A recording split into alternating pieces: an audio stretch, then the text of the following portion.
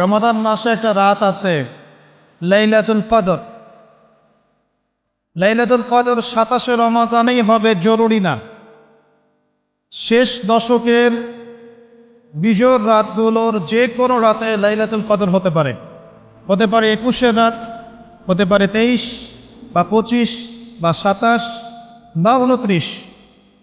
ইন্না আনজালনাহু ফি লাইলাতুল কদর, আল্লাহ পাক বলছেন নিঃসন্দেহে আমি কোরআনকে নাযিল করেছি লাইলাতুল কদরে। ওয়ামা আদরাকা মা লাইলাতুল কদর, হে নবী আপনি কি জানেন লাইলাতুল কদর কি জিনিস? লাইলাতুল কদরি খায়রুম মিন আলফি শাহর, এই রাতটা হচ্ছে হাজার মাসের চাইতে উত্তম। কোরআন নাজিল করার কারণে লাইলাতুল কদর হাজার মাসের চেয়ে উত্তম। এই লাইলাতুল কদরে আপনি ইবাদত করলে হাজার মাস ইবাদতের নেকি পাবেন ইনশাআল্লাহ।